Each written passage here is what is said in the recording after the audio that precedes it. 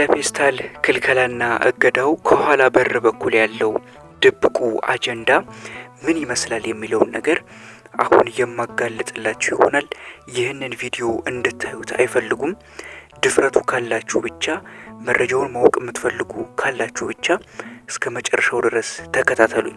ይህ በውጫዊ ገጽታው አካባቢን መጠበቅ ቢመስልም በጥልቅ ንቃተ ህሊና ሲመረመር ግን 4 አጀንዳዎችን የያዘ ያቀፈ ጉዳይ ነው። ምን ናቸው የሚለውን እናየዋለን። የመጀመሪያው የቁሳቁስ ቁጥጥር ልምምድ ነው። ስርዓቱ ማትሪክስ ይባላል። የሰው ልጅ ለትላልቅ ትዕዛዞችን ለማዘጋጀት መጀመሪያ ጥቃቅንና በዕለት ተዕለት ህይወት ውስጥ ያሉ ነገሮችን ይከለክላል እና ይህ ፌስታልን መከልከል ነገ ለሚመጡት ጥብቅ የዲጂታልና የባዮሜትሪክ ቁጥጥሮች ህዝቡ ትዕዛዝን ያለ ጥያቄ የመቀበል ስነልቦናዊ ዝግጅት እንዲያደርግ ነው። ሁለተኛው ደግሞ የመረጃ መከታተያ ነው። አያችሁ፣ ይሄ ምንድነው? ስስ ፌስታሎች አይደንቲቲ የላቸውም። ስርዓቱ ግን የሰው ልጅ የሚገዛቸውና የሚጠቀምባቸው ቁሳቁሶች በሙሉ በባርኮድ የተመዘገቡና ተከታታይነት ያላቸው እንዲሆኑ ይፈልጋል። አያችሁ አይደለ? ይህ ወደፊት ካርቦን ፉትፕሪንት የሚባለው የሰው ልጅ በምድር ላይ የሚያሳርፈው የፍጆታ መጠን ለመከታተልና በዚያው ልክ ግብር ለመጣል እንዲያመቻቸው ነው። ይህንን ምስጢር እንድታውቁት አይፈልጉም? ሼር እያረጋችሁ ሪፖስት እያረጋችሁ ይህን ቪዲዮ እባካችሁ ላይክ እያረጋችሁ ለዓለም ህዝብ እንዲደርስ አድርጉልኝ። ሌላው ሶስተኛው ደግሞ የኢኮኖሚ መጋረጃ ነው። የብር ቅጣት መቀመጡ በህዝቡ ውስጥ ምንድነው የሚያመጣው መሰላችሁ? የፍርሃት ንዝረት ወይም ፍሪኩዌንሲ ኦፍ ፊር የሚባለውን ያመጣል።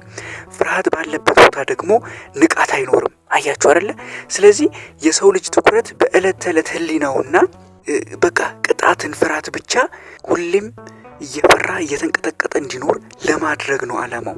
ይህ አሰራር የዓለም አቀፋዊ ሰስተነብል ዲቨሎፕመንት ጎልስ SDG የሚባለው ማለት ነው። ይህ የዛ አካል ነው። ዓላማው የሰው ልጅ የግል ምርጫና ነጻነት ደረጃ በደረጃ በማጥበብ ወደ ማዕከላዊ ቁጥጥር ማምጣት ነው። እባካችሁ ሼር አድርጉልኝ፣ ላይክ እያረጋችሁ ሌሎችም ይህን ቪዲዮን እንዲያዩ ሪኮመንድ አድርጉልኝ። መፍትሄው ታዲያ ምንድን ነው ወደሚለው እንምጣ። የባህር ቁስን መመለስ ነው። ምን ማለት ነው የባህር ቁስ ማለት? በጥንት አባቶቻችንና እናቶቻችን ዘንድ የነበሩትን እንደ ዘንቢል በሸንበቆ የሚሰራ ማለት ነው፣ እንደ አቁማዳ ያሉ ወይም ደግሞ ከጥጥ የሚሰሩ ዘላቂ ከረጢቶችን መጠቀም መጀመር አለብን። ምስጢሩ ምን መሰላችሁ? እነዚህ ተፈጥሯዊ ቁሶች ከምድር ጋር ያላቸው ንዝረት ህያው ነው። ስለዚህ ምግብ በእነዚህ ቁሶች ውስጥ ስታስቀምጡ ምግቡ መለኮታዊ ኃይሉን አይሰረቅም። ገባችሁ አይደለ? ፕላስቲክ ግን የምግብን ንዝረት ይገለዋል፣ ያሳጠዋል። የሚገርማችሁ ነገር የብር ቅጣት አዋጅን ዋና ዓላማው ገንዘብ መሰብሰብ ብቻ ሳይሆን በህዝቡ ልብ ውስጥ ጭንቀትን መዝራት ነው። ጭንቀት ደግሞ የሰው ልጅን የንቃት ድግግሞሽ ዝቅ ያደርገዋል። መፍትሄው ምንድነው ካላችሁ ህጉን በአካላዊ ደረጃ አክብሮ ፌስታል አለመያዝ፣ ነገር ግን በውስጣዊ ማንነትህ በዚህ ትዕዛዝ አልሰበርም የሚል ንቃት መያዝ አለብህ። ምስጢሩ ደግሞ ምንድነው?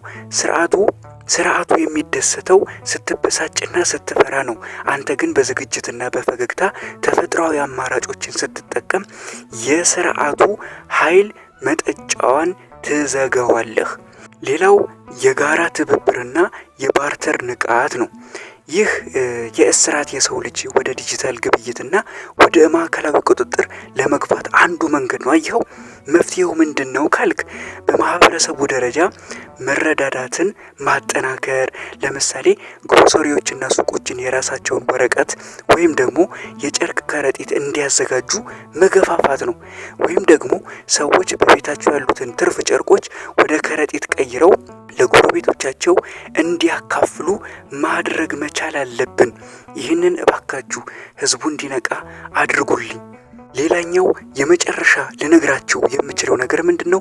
ራስን የመቻል ቴክኖሎጂ ነው። የፌስታል ክልከላው ነገ የምግብ ቁጥጥር ሲመጣ ለሚደረገው እስራት ልምምድ ነው። ስለዚህ መፍትሄው ምንድነው?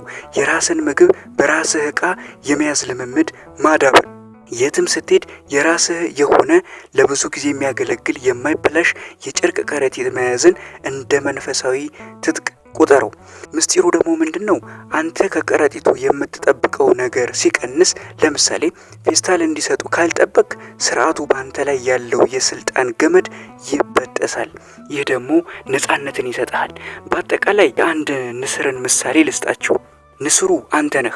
ሰማይ ላይ እየበረረ ሳለ መሬት ላይ ያሉ አዳኞች መረባቸውን ፌስታል ክልከላን ይዘረጋሉ። ንስሩ መሬት ላይ ወርዶ ከመረቡ ጋር አይታገልም። ይልቁንም ከፍ ብሎ በመብረር መረቡን አልፎት ይሄዳል። እነዚህ 4 መፍትሄዎች ያንተን የንቃት ክንፍ የሚያጠናክሩ ናቸው።